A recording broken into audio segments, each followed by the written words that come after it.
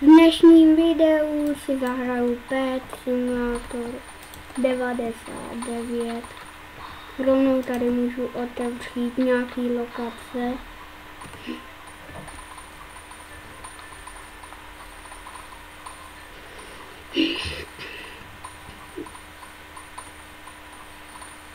Za 200 otevírám další.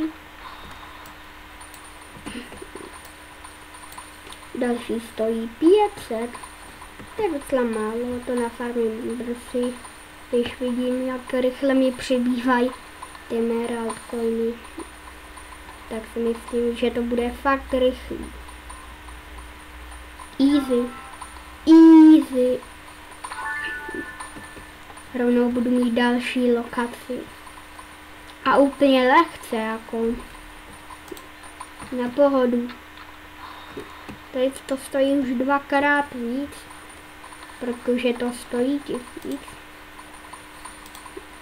Já si tady vyvedu free gift. Tady mi toho docela dost dal. Docela bomby mi dal, skoro mám na další lokaci. Další stojí 2500. 2500 to stojí. Tak to jdu nafarmit. 2500 to je jakoby málo, takže to je easy. No, mohl bych něco dělat, nejenom stát. Možná si aktivuji nějaký boosty, ale už mám na další lokaci, takže to udělám až v téhle lokaci.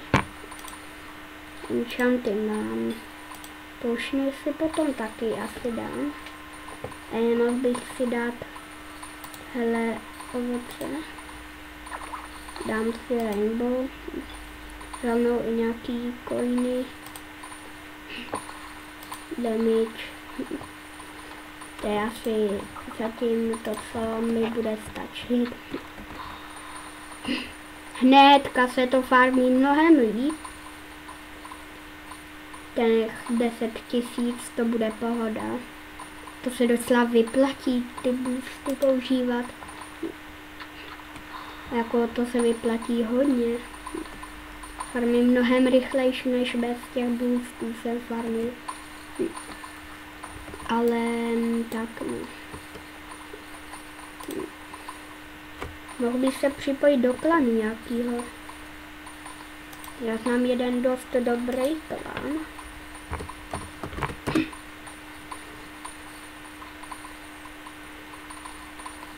Ale zkusíme získat nějaké bodíky.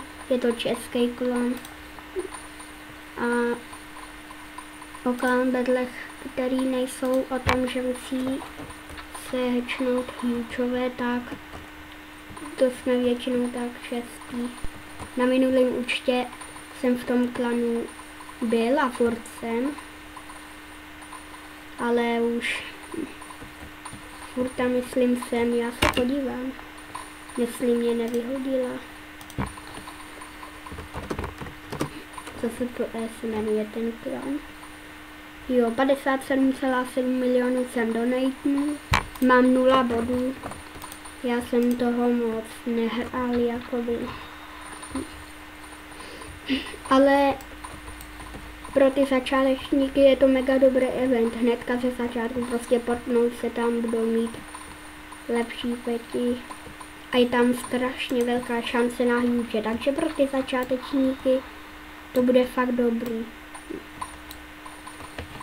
Pro jako normální hráče, pro nějaký pokročilejší už to je docela slabárna. Nebo ne slabárna, jako aspoň něco, nějaký damage peti.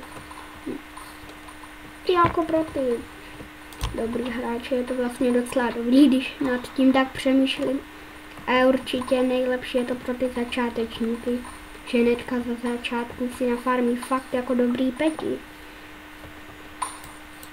Ale 700 000 stojí další lokace a je to strašně rychlý.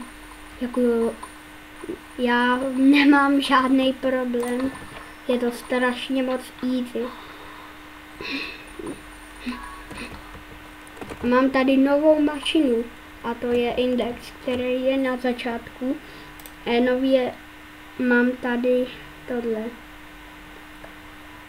To se víc vyplatí lopata nebo ten prut a to stojí stejný body, ale není to moc velký rozdíl. Jenom pro ty začátečníky jako 2 miliony víc profit. Já pokud to nechtějí používat. Ale už to stojí tyhle emeraldové cihličky, už to nejsou jenom coiny. Další stojí 3, to taky bude easy. Tady je 25 000 lat. To už je docela drahý, to není jako předtím. Že předtím je to, třeba to první bylo snad 300 gemů. Teďka už je to trochu víc, 25 000, já mám 4 miliony. Už se jako blížím k tomu, že na to ani nebudu mít. Ale mám další. A za chvíli se budu moct podívat do Dixiteu. Já na tom minulém účtě, jak jsem ukazoval, že jsem v klanu, tak jsem měl nejlepší lopatu tam. Ale tady já nemám, myslím, nejlepší lopatu, co jde na tomhle účtě. Já myslím, že jsem to moc netryhardil, že mám tak tu druhou lopatu. Takže já se tam maximálně podívám, ale nic nenatěžím.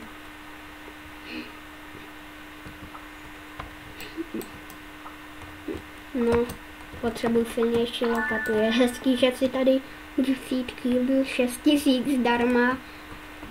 Ale tohle pro mě moc není.